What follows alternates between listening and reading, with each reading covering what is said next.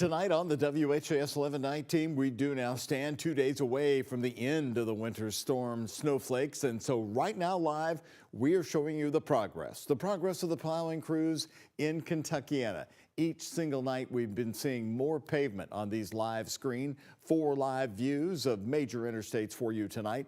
The mayor earlier today saying the plows have made 4 total passes on each of the main snow routes, and that number is certainly growing.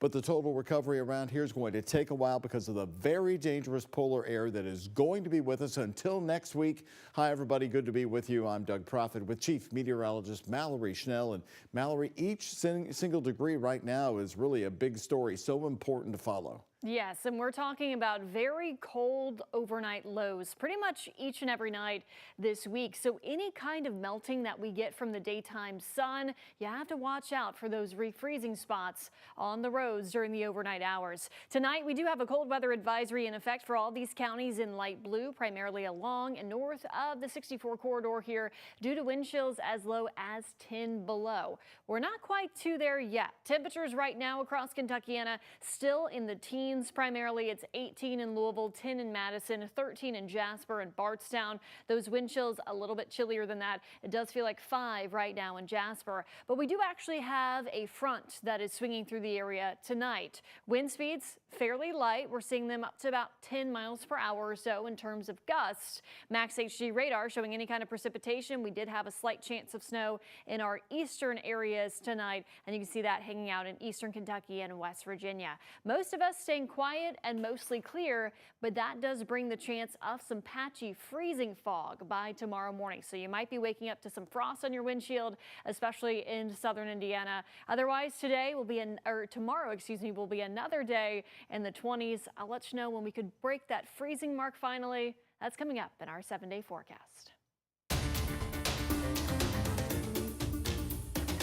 Right now tonight on the night team, still developing emergency crews have a handle on a gas leak that developed earlier today on Waller Lane and Broxie Court. That's in southwest Jefferson County. In our new video here tonight, you see LG&E crews and the PRP fire department on the scene. This neighborhood is on the backside of PRP High School. LG&E finished conducting home inspections at 5 tonight, checking out the homes for potential leaks after the gas leak was reported just after 4:30 this afternoon. Residents were sent to TARC buses to keep them warm while the crews conducted the safety inspections, visiting snowy homes like the ones you see right here on your screen. Again, everything came back A-OK, no danger to the public tonight. Another update for you tonight. Louisville Water Company has completed repairs along Lexington Road after a series of pipes burst. On Brownsboro Road, however, crews are still fixing a water main break. Take a look from the area. Crews like the ones you see right here were sent to repair the water main break between Crescent and Hillcrest Avenues just before 3 this afternoon. They're expected to be at the site for a few hours. Additional workers were out also fixing a broken fire hydrant along Lexington Road today. Since Friday, Louisville Water Company told us that they have fixed more than 50 breaks. The only concern now is if the water freezes, so drivers are asked to be very careful in these areas. During cold weather, the amount of breaks does tend to spike due to our extreme Arctic air.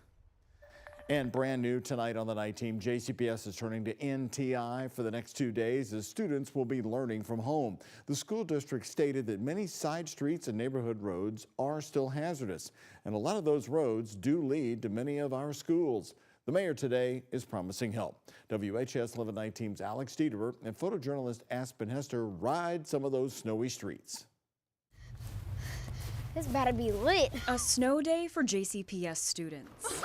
I mean, the people here at Iroquois Park is a great place to spend your snow day. Sunny Hill here at Iroquois Park, now covered in snow, and JCPS students are taking full advantage for their snow day. Oh, I'm going fast. For the Garcia family, really cold, but we're going to go sledding for the first time of this season. it just took them a little longer to get there. I actually got stuck in the neighborhood on the way over here, so I had to call my sister for them to help me out.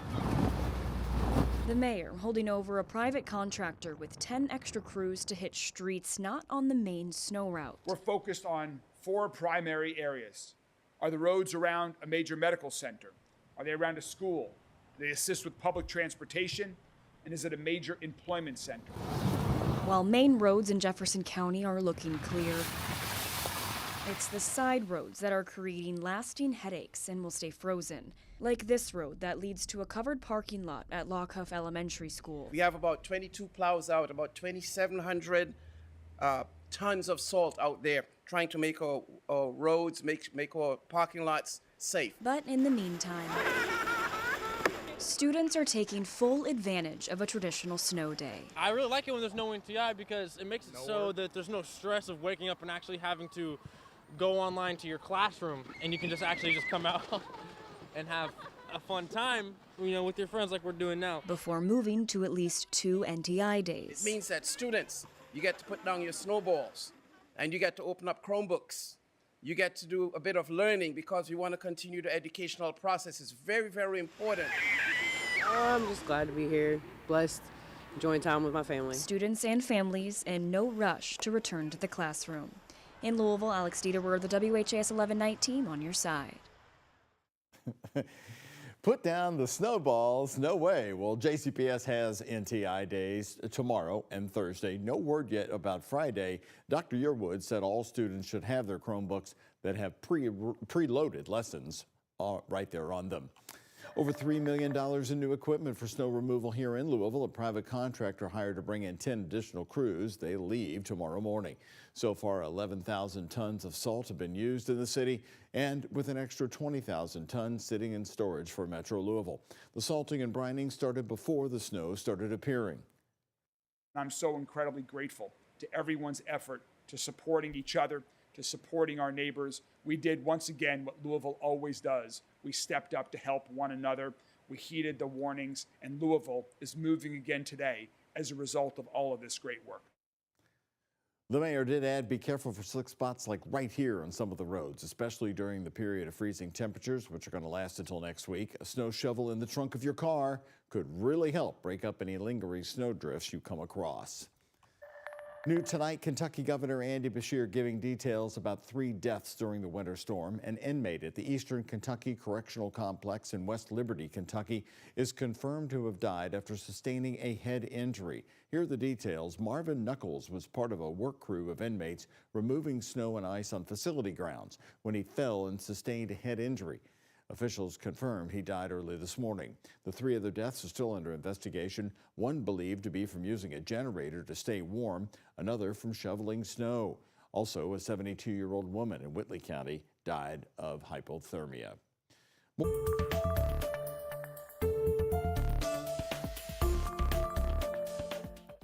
More top stories on the night team. Lawmakers in Frankfort continue to file bills aimed at increasing school oversight at public schools like JCPS. The latest bill comes from State Senator Republican Julie Rocky Adams of Louisville. Her Senate Bill number 2 would cap pay raises for school administrators. If passed, the raises would not be higher than the average pay increase for a teacher. Yeah, I mean, as you see from the budget conversations that they've had, absolutely, we've had an explosion in central office.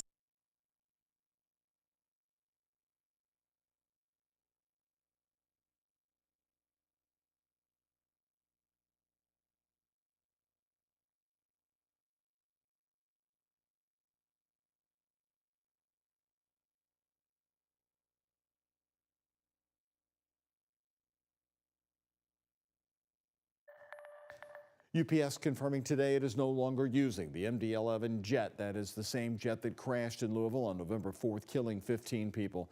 The company currently owns 26 of them in their fleet. A UPS spokesperson said that they have been retiring the MD-11 since 2023. They did not mention November 4th in their reasoning for retiring the aircraft, but did say, quote, UPS accelerated its fleet modernization plans, end quote. The plane flew commercial passengers in 2014, and then it was solely used as a cargo jet. Today, U of L Health said they treated their first patient with severe frostbite. And before we go to our first break on the night team, another reminder for you tonight. It's important to keep an eye out for any signs of frostbite. Here's what the Mayo Clinic says you need to look out for. When exposed skin starts to get frostbite, the skin turns a red, pale color and feels waxy. You may feel numbness or even muscle stiffness. In severe cases, skin can even start blistering after warming up. If you start seeing anything like this, head to the doctor. Later, before we end the newscast, I came across Ray Sanders today. He drove city snow plows for nearly 30 years. Now he's still a snow warrior, helping those in need. But first, next, the early investigation shows 2 federal agents fired their guns at Alex Preddy in Minneapolis. The president says DHS Secretary Kristi Noem will not resign. And here's a look at today's Kentucky Lottery jackpots. Mega Millions, $285 million. Powerball, $43 million.